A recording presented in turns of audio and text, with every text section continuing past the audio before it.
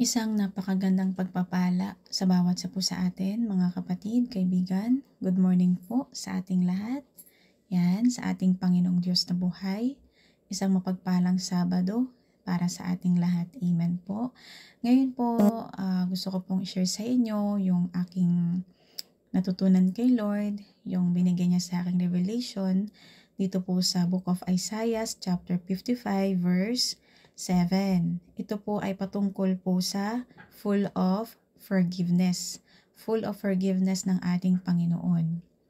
Sige po, atin pong kainin ang pagkain ng Lord, spiritual food na ating kakainin para sa ating buhay na mapanghahawakan natin sa buong maghapon na ito. Amen? Ito ay isang verse lamang na ibibigay sa atin ng Lord.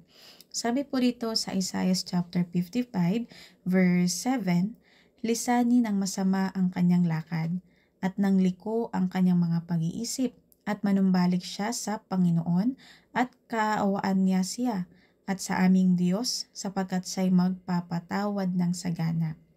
Ulitin ko po, Isaiah 55 verse 7, lisanin ng masama ang kanyang lakad at ng liko ang kanyang mga pag-iisip at manumbalik siya sa Panginoon at kaawaan niya siya at sa aming Diyos sapagkat siya'y magpapatawad ng sagana.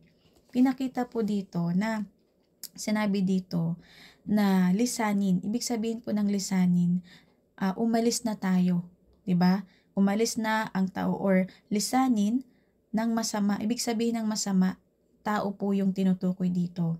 Kasi po alam naman po natin na ang tao po ay makasalanan, nakakagawa ng masama at paglabag sa utos ng Diyos.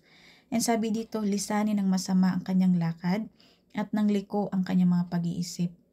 Amen po. At manumbalik po tayo sa Panginoon. Kung ang isang tao po ay nagkasala, gumagawa ng masama, lisanin niya yun. Umalis na siya doon.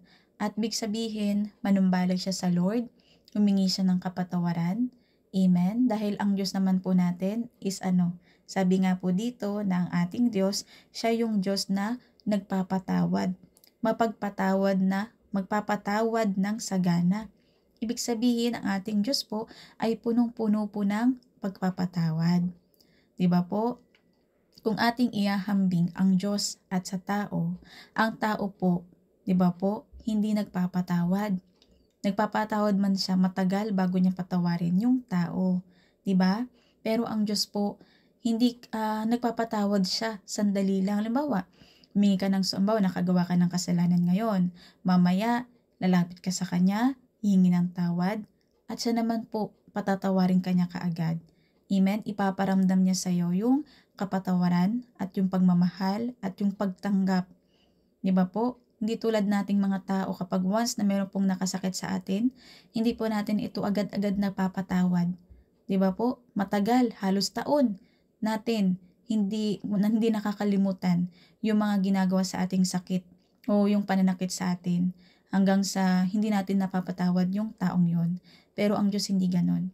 Kaya nga po ang Diyos natin full of forgiveness.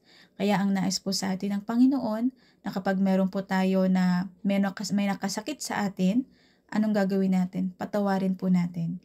Kasi kapag once na hindi tayo nagpatawad, hindi rin tayo patatawarin ng Panginoon. Yan yung sinabi niya sa Bagong Tipan. Amen po, ng Diyos po natin ay mapagpatawad. Kung tayo nga po ay pinapatawad sa ating mga kasalanan, tayo pa kayang mga tao hindi niya tayo patatawarin, di ba? Kung paano tayo pinatawad ng Lord, ganun din ang gawin natin. Matuto tayo magpatawad sa ating mga kapwa-tao, even sa ating pamilya na nakasakit sa ating damdamin. Amen po. Ang Diyos po ay full of forgiveness. Kaya yan lamang sa umagang ito ang aking devotion o yung binigay sa akin ni Lord na ibinigay ko rin sa bawat isa sa atin para maalaman nyo rin po ng ating Diyos ay punong-puno ng pagpapatawad. Kaya dapat ganyan din po ang gawin natin sa ating kapwa at pamilya na nakakasakit sa atin. Patawarin din natin sila tulad ng pagpapatawad sa atin ng Panginoon. Yun lamang mga kapatid. Good morning. Salamat ulit sa ating Panginoon sa patuloy na pagbubusog niya sa atin ng kanyang mga salita. Amen po. Mahal tayo ng Lord. Mahal ko rin po kayo. Good morning and God bless. Bye!